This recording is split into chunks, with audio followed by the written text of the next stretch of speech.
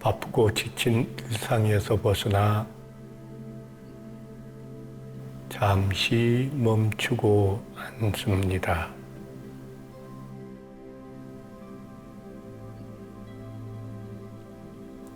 곧게 안정되게 그리고 평안하게 앉습니다.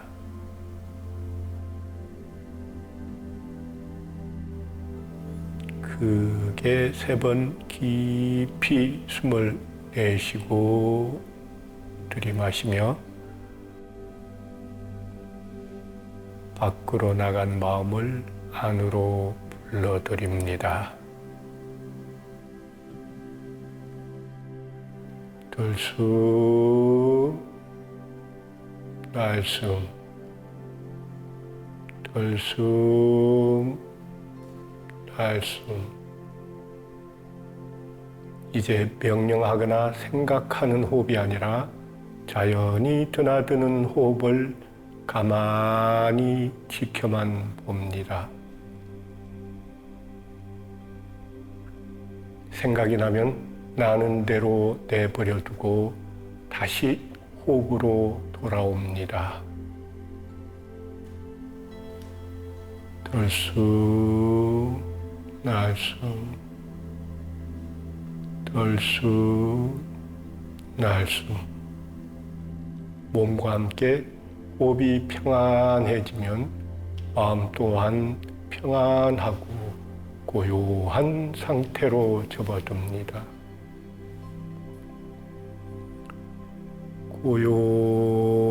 고요합니다. 평안합니다. 행복합니다. 우주의 현상과 본질은 두루 융화되어 2가지 모습이 없나니 원인과 조건에 따라 나타났다 사라질 뿐 그 본질은 항상 고요하더라. 이름도 없고 모양도 없어 모든 경계가 끊겼으니 다른 경계가 아님을 깨달은 지혜로만 알 수 있다네. 미세한 티끌 하나에도 우리를 이루는 DNA 업보는 물론 대우주의 원리까지도 들어있고 모든 티끌 속이 또한 이와 같다네. 셀 수 없이 긴 세월도 한 생각이요 순간이 곧 한량없는 영겁이라. 서로 얽히고 슬켜 복잡한 듯 하지만 혼란 없이 정연하게 따로 나뉘어져 이루어졌네. 고통과 행복은 동전의 양면이요 본질과 현상 또한 분별되지 않는 듯 모호하니 본래 마음자리로 돌아가려거든 망상을 쉬지 않곤 아무것도 얻을 수 없다네. 마침내는 어느 것에도 얽매이지 않는 중도의 길에 들어서게 되니 예로부터 고요한 평정심을 이룬 자를 깨달은 자라 하더라.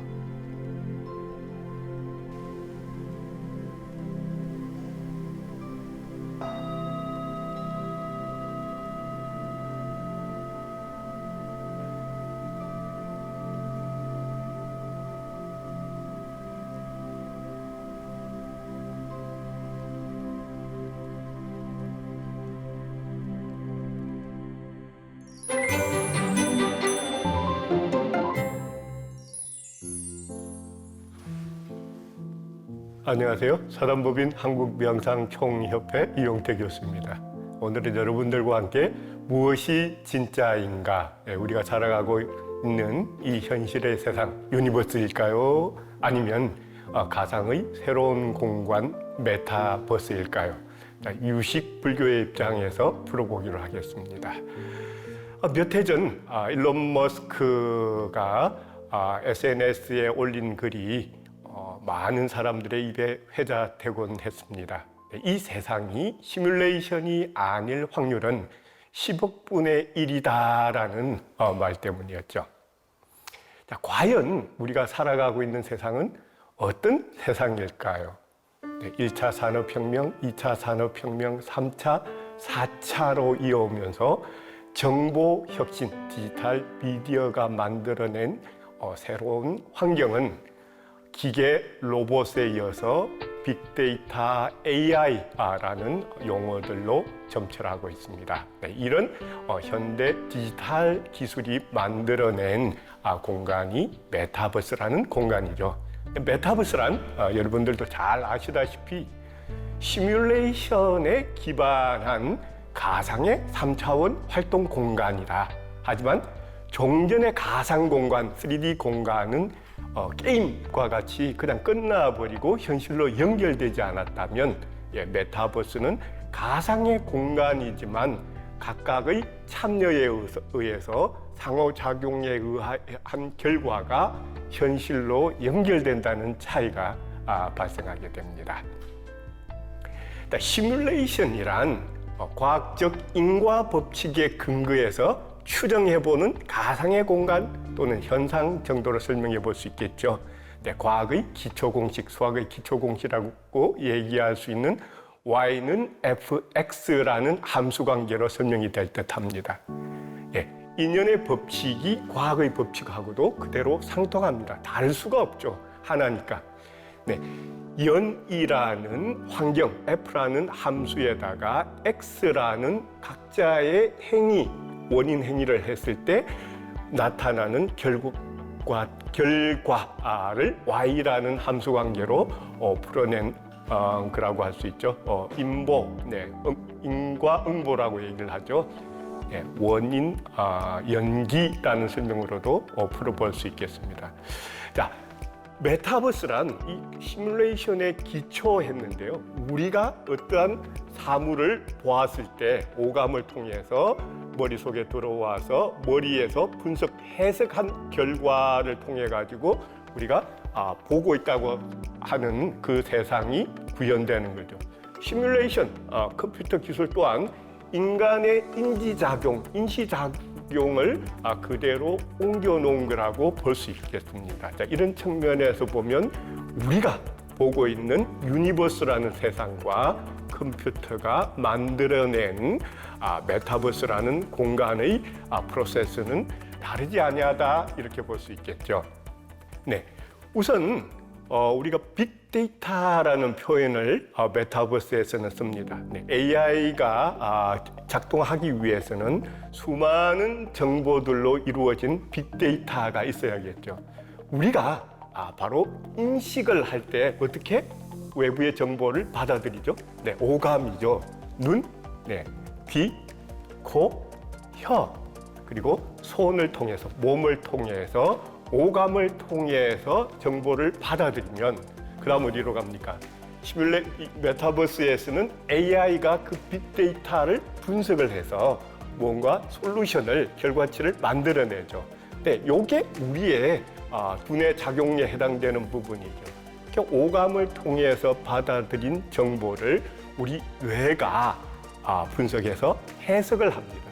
그래서 우리가 보는 이 세상이라는 것은 어떤 면에서는 밖에 있는 게 아니라 오감을 통해서 받아들인 정보를 통해서 누가 했다? 내 마음이, 뇌가 그려낸 세상이다 이렇게 볼 수가 있겠죠. 그러면 여기서 어머니 여러분 들지 않으세요? 우리가 받아들인 정보는 얼마 정도 정확할까?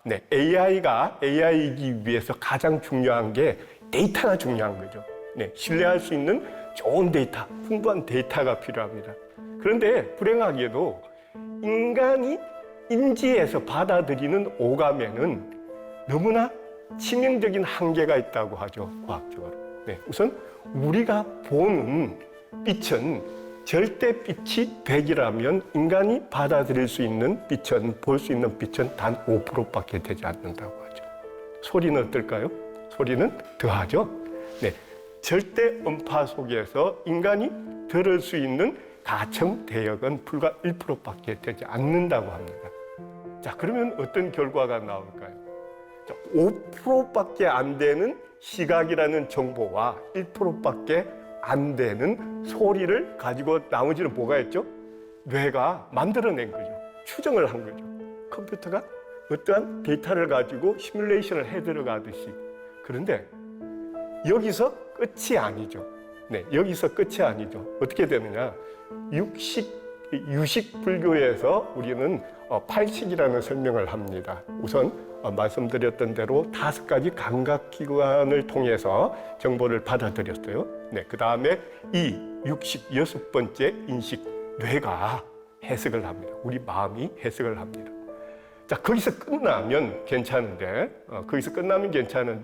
왜곡, 오류 현상이 그 다음에 이어지게 돼요. 어떻게? 자, 육식에 이은 칠식을 우리는 유식 불교에서는 말라식이라고 얘기를 합니다. 자기 중심으로 해석을 한 거예요. 내가 보고 싶은 것만 보고 내가 보고 싶은 대로만 본 거예요. 굉장히 왜곡, 편견이 들어갔습니다. 자, 그 다음에 뭐예요? 네, 팔식이 등장합니다. 팔식을 유식에서는 아래아야식이라고 얘기를 하죠. 아래야식. 네, DNA라고 보면 됩니다. 인류가 600만 년 전 유인원에서부터 시작해서 오늘날 내가 존재할 때까지 엄청난 진화의 과정을 거쳐오면서 DNA에 저장되어 있는 무의식의 습관이 존재하고 있는 거죠. 이 또한 엄청난 편견을 불러일으킬 수밖에 없는 거죠. 자, 이렇게 95%밖에 안 되는 이미지라는 정보, 95%를 보지 못하고 99%를 듣지 못한 상태에서 받아들여서 만들어낸 그 그림이 진짜라고 볼 수 있을까요?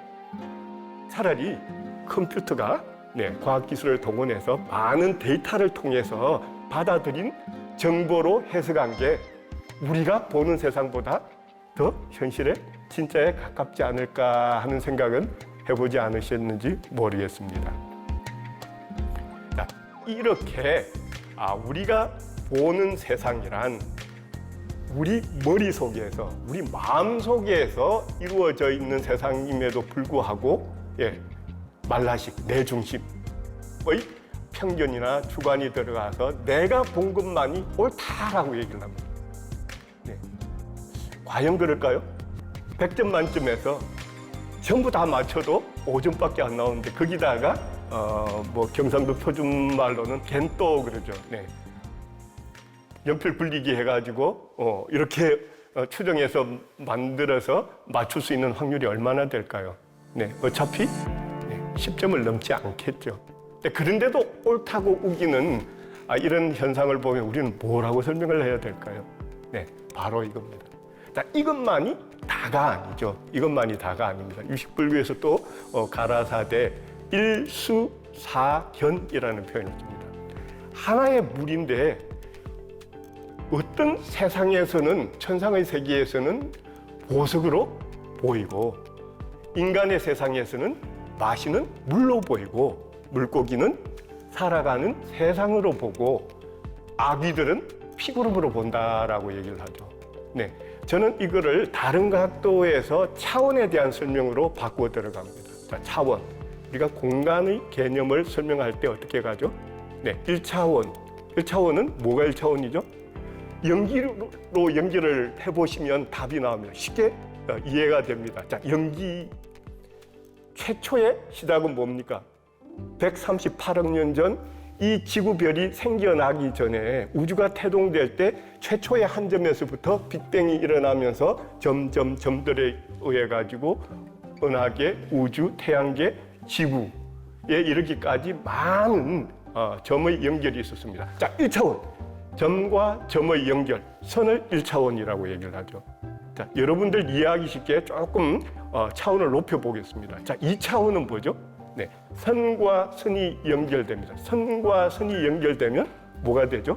네, 면이라고 얘기를 하죠. 자, 우리가 살아가는 세상이 우리가 똑똑하다고 하지만 불과 400~500년 전만 하더라도 인간들은 어떻게 했어요? 지구는 평평하다. 2차원적인 면의 사상에 갇혀 있었던 거죠. 평평하니까 어떻게 돼요? 끝에 가면 떨어져 죽겠죠. 이게 우리의 생각이었다라는 거예요. 그게 옳다라고 봤다라는 거예요. 네. 지구는 가만히 있는데 별들이 우주가 돈다라고 생각했던 지동설, 지구는 평평하다라고 생각했던 그 생각들 지금 보면 어처구니 짝이 없습니다. 근데 평면에 그 세상에 사는 사람들은 그게 옳다라는 생각에 가로잡혀서 다른 걸 보지 못하는 거예요. 자, 그러면 3차원의 공간에서 말이 되는가를 볼까요? 네, 3차원은 뭐죠? 면과 면의 연결. 뭐가 되죠? 공간 입체라는 3차원이 만들어집니다. 자, 3차원의 세상에 살아가고 있는 우리 입장에서 바라볼까요? 네, 이 면에서만 있는 게 다일까요? 아니죠. 엄청나게 많은 면들로 공간이 채워져 있죠.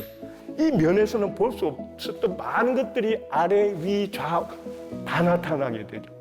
네, 2600년 전 부처님께서 이미 3차원을 넘어 4차원 공간에 대해서 표현을 하셨습니다. 자, 4차원은 뭘까요? 공간의 이 3차원이라면 4차원은 시간이라는 개념이 들어가죠. 과거의 공간, 현재의 공간, 미래의 공간. 자, 어떻게 돼요? 지금 이 공간이지만 어제로 돌아가게 되면 저는 존재하지 않아요. 지금 이 공간에 제가 있지만 다음 순간 저는 이 공간에 없게 되는 겁니다. 어떻게 설명을 할까요? 네, 다른 차원이다라는 거죠.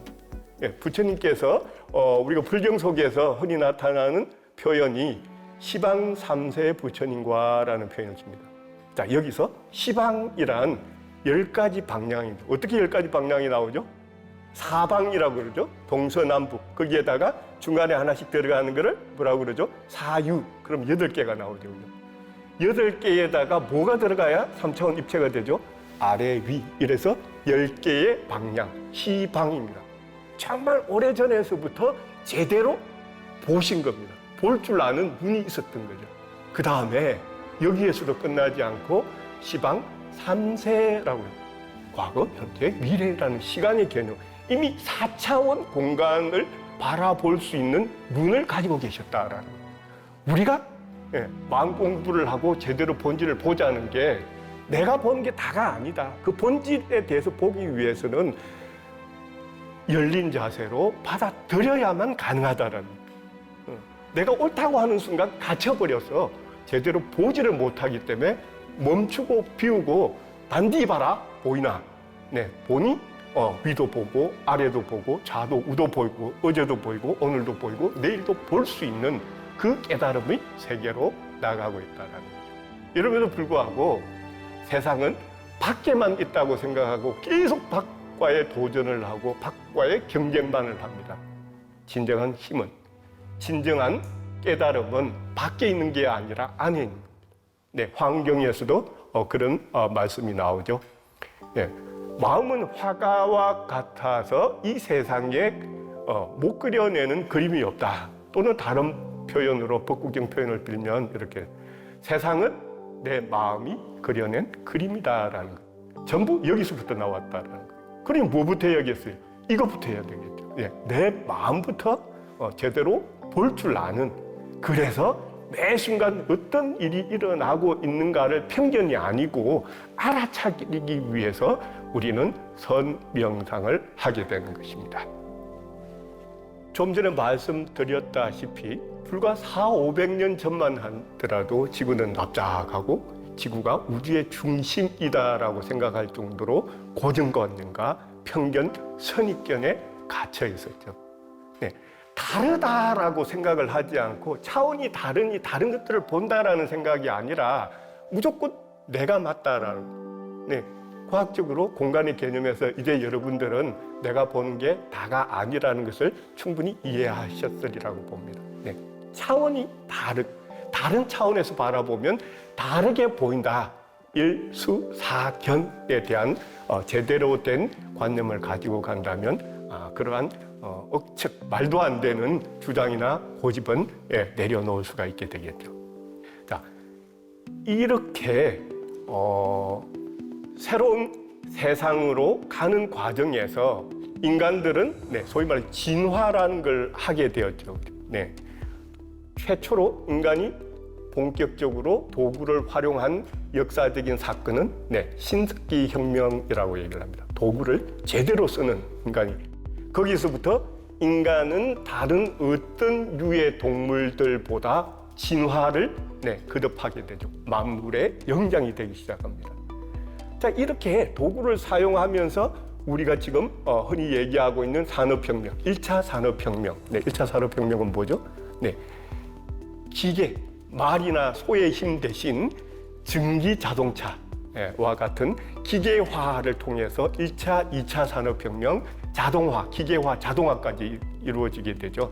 자, 이를 통해서 사람들은 뭘 얻게 됐어요? 이 기계들을 통해 가지고 사람들은 비로소 뭘 갖게 된다? 여유를 갖게 된다. 여유를 갖게 된다. 과거에는 어떻게 했어요? 24시간 죽도록 일해서 한 끼 양식을 만들어낼 수밖에 없었다면 기계와 자동화를 통해서 인간들은 많은 시간의 여유를 가지고 오게 됩니다. 이 여유로 인해서 생겨난 게 뭐다? 문화, 학술, 예술의 활동. 인간이 인간답게 살 수 있어졌다라는. 그리스 로마 시대 얘기들을 보면 웃기기 짝이 없죠. 가장찬타라고 얘기를 하나요? 소수 귀족들은 배 터지도록 먹고 토하면서 또 먹습니다.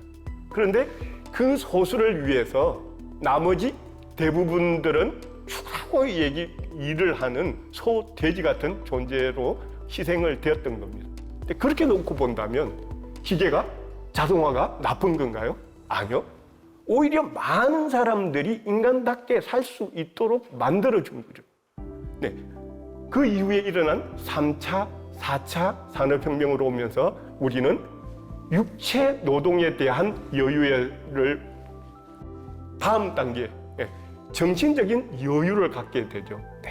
뭔가를 외우고 경험치를 정리하고 하면서 엄청나게 힘 빼고 에너지 낭비를, 낭비라고 볼 수는 없죠. 그런 것들이 있었기 때문에 지금 있으니까.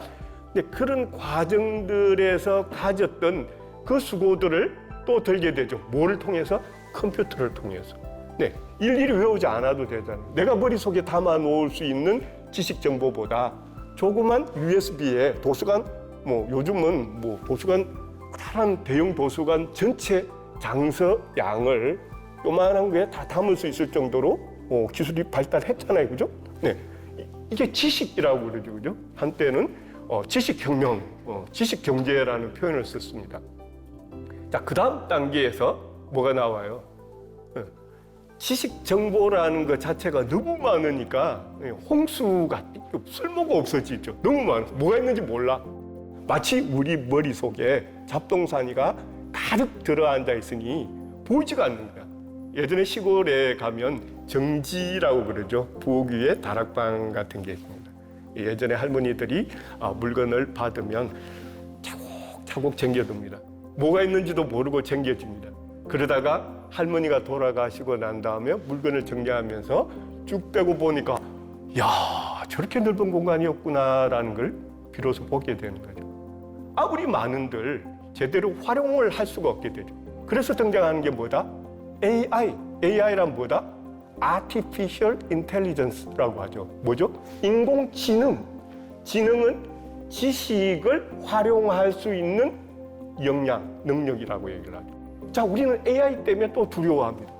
오 마이 갓, 내 일자리 뺏기는 거 아니야? 나 뭐하게 먹고 살지? 일자리를 잃는 거 아니야? 라고 생각했습니다. 자, 1, 2차 산업혁명을 지나오면서 기계들의, 로봇들의 우리가 일자리를 뺏겼나요? 아니요. 새로운 일자리, 부가가치 높은 일자리들로 가치관 이동이 있었던 거예요. 자, AI가 해줄 수 있는 거는 엄청나게 많은 정보, 뭐죠? 빅데이터를 분석해서 활용할 수 있는 지능에 해당되는 부분이에요. 아직 AI가, 기계가 못하고 있는 부분, 인간의 진정한 가치는 지금 어디에 있느냐? 지혜라고 얘기를 하죠. 지혜. 지혜는 뭐죠? 먹어봐야 아는 거 아니에요? 해봐야 아는 거 아니에요? 그냥 딱 보니까 아 유레카 저거다. 보는 눈, 안목, 지혜. 지혜 치자는 어떻게 생겼죠?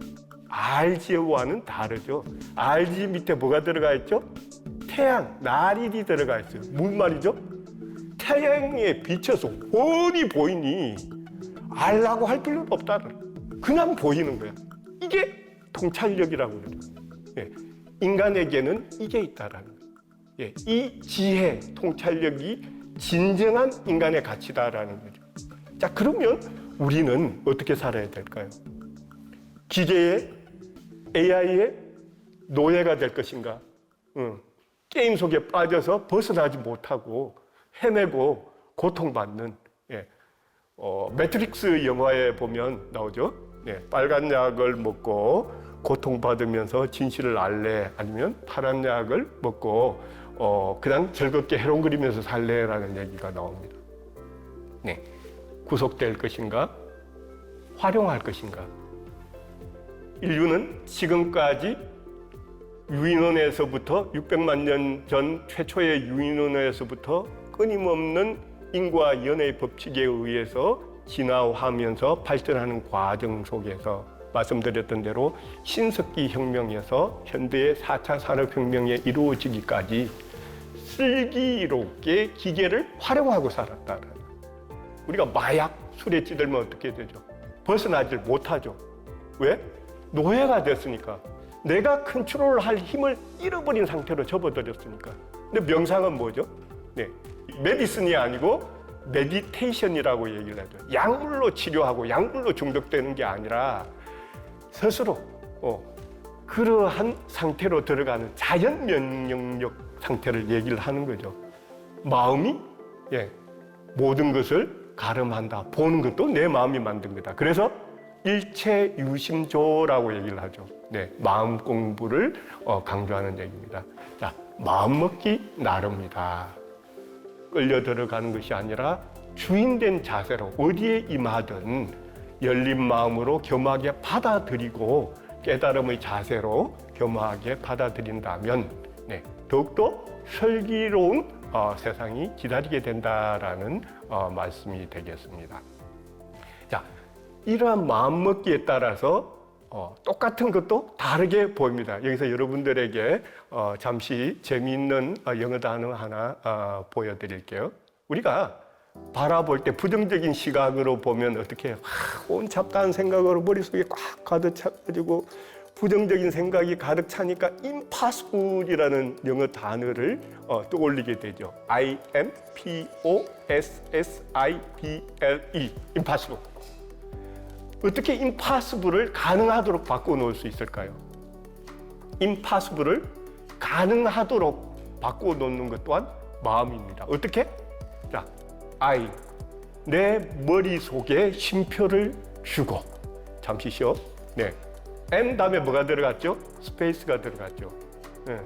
비운이 머리에 쉼표를 주고 비운이 뭐가 됐어요? I am possible 가능해져 버렸잖아요. 그죠? 네.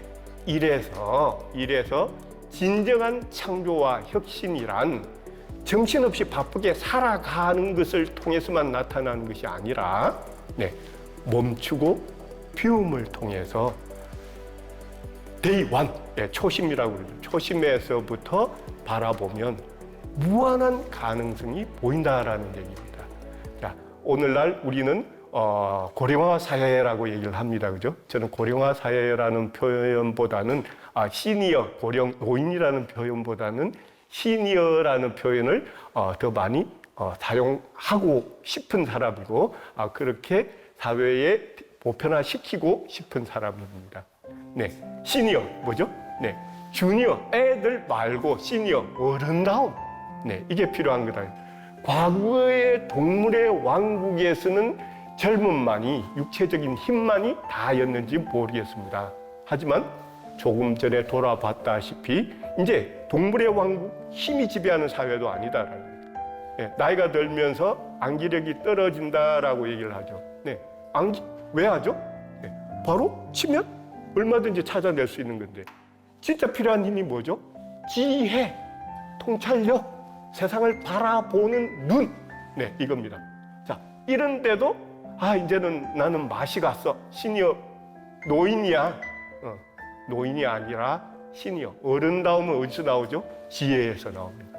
자, 요렇게 과거 어느 세상보다 시기보다 시니어들이 우리가 살아가고 있는 이 세상이 시니어들에게는 또 다른 기회의 장으로 다가오고 있다라는 긍정의 신호로 받아들이시고 뭘 가지고 채우려는 욕심보다는 여유롭다. 여유는 뭐죠? 비우니까 여유로운 거죠, 그죠? 없는 걸 채우는 걸 여유롭다라고 얘기를 하지 않습니다. 현재 자기가 가지고 있는 것에서부터 하나만 내려보자라는, 하나만 비우면 뭐죠? 훨씬 여유가 생깁니다. 여유가 생기니 어떻게 해요? 평화롭습니다. 이렇게 평화가 생기니 뭐죠? 주위에 긍정의 에너지, 행복을 스스로 찾고 보는 사람마다, 만나는 사람마다 기쁨을, 즐거움을 줄 수 있는 그런 세상을 함께 이루어갈 수 있게 되는 거죠. 자, 명상에서 우리가 선명상에서 얘기를 할 때 무상이라는 얘기를 많이 합니다. 그 본질이라는 부분에 대해서 뭐가 있다라는 것에 그러니까 집착하면서 거기서부터 분별심이 생겨나고 그 분별심으로 인해서 고통을 받게 된다. 고진멸도라고 그러죠. 고통은 집착에서부터 비롯되나니라죠. 이 고통을 끊기 위해서 그 집착을 버리기 위한 멸도, 바른 도를 통해 8가지 팔정도를 통해서 그러한 고통을, 집착을 멸한다라는 설명을 합니다. 제가 오늘 이 세상이 진짜일까? 아니면 일론 머스크의 말처럼 우리가 살고 있는 세상이 시뮬레이션이 아닐 가능성은 10억 분의 1. 달리 얘기를 하면 우리가 보고 있는 세상이 절대적인 진짜라는 개념하고는 다를 수 있다라는 부분에 대한 것들, 요 부분이 정확하게 불교 명상에서, 선명상에서 가리키고자 하는 그 방향하고 일치한다라는 거죠. 그래서 세상이란 다 갇혀 있는 것이 아니다. 오식을 5가지 감각기관을 통해서 받아들인 것이 뇌를 통해서 육식 해석을 하고 거기에도 그것도 모자라서 그 부족함에도 모자라서 말라식, 아래야식에 의한 오류와 편견이 들어간 그 웅터리 같은 걸 진짜라고 고집하는 그 어리석음을 좀 비우고 차원을 달리해서 바라보자라는 얘기가 되겠습니다. 이렇게 보게 된다면 과연 우리가 진짜 뭘 해야 될지, 우리가 정말로 경계해야 되는 것이 밖에 있는 것이 아니라 내 내면의 세계에 있다. 그래서 무조건 바쁘고 분주하게 살아가야 뭔가를 구할 수 있다라는 생각에서부터 벗어나야, 그래서 번뇌망상을 멈추고 비우고, 그러니 뭐가 생긴다? 여유가 생겼어. 그 여유가 있으니 내가 여유로우니 모든 것들에 여유롭고 자유로울 수 있다. 그러니 모든 것을 받아들일 수 있는 무한의 공간을 만든다. 그래서 메타버스는 우리 마음 공부에서 우리가 보고 있는 허상, 메타버스는 가상이라고 얘기를 하면서 게임에서 나타나는 공간은 가상이라고 얘기를 하면서 우리가 보는 세상은 진짜다. 내가 보는 게 맞다라고 생각하는 것이 얼마나 터무니없는, 어처구니 없는 것인가라는 것을 메타버스라는 세상을 통해서 여러분들께 잠시 보여드렸던 겁니다. 자, 여러분, 오늘 강의의 메시지는 모든 것은 마음먹기 나름이다. 내 마음이 여유로워야 모든 사람들에게 평화와 행복을 줄 수 있다라는 메시지가 되겠습니다. 자, 여러분 행복하세요. 감사합니다.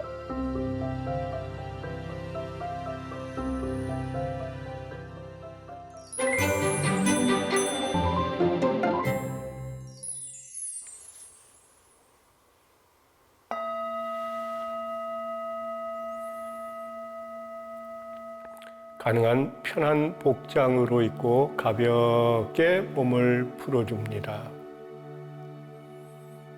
긴장을 풀고 기대감이나 강박감 없이 편안한 마음으로 앉습니다.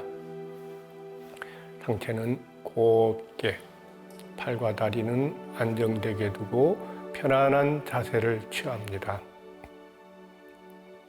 명상 중에 하체 통증이 오면 다리 위치를 조용히 바꿔줍니다.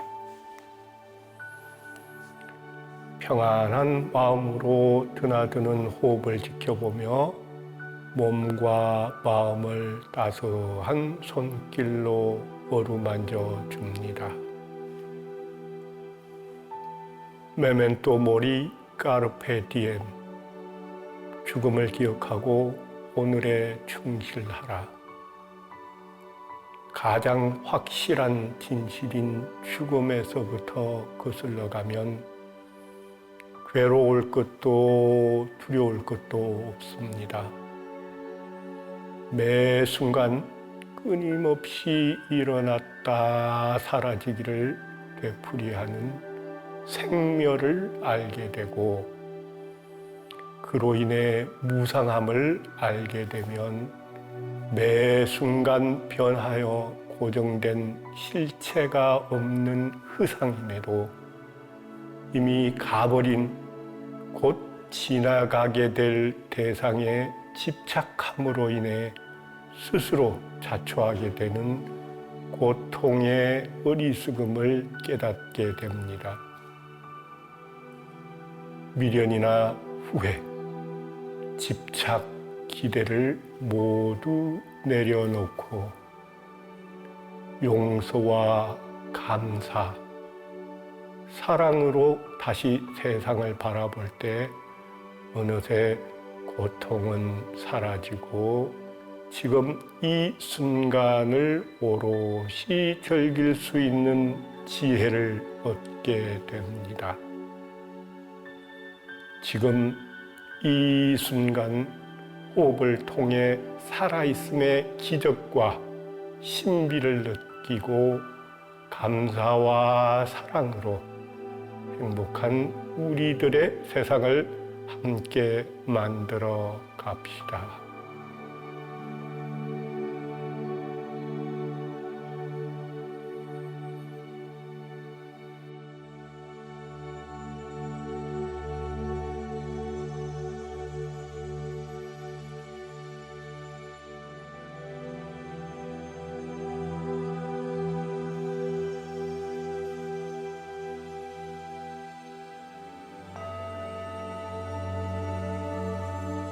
네, 천천히 눈을 뜨고 일상으로 돌아옵니다.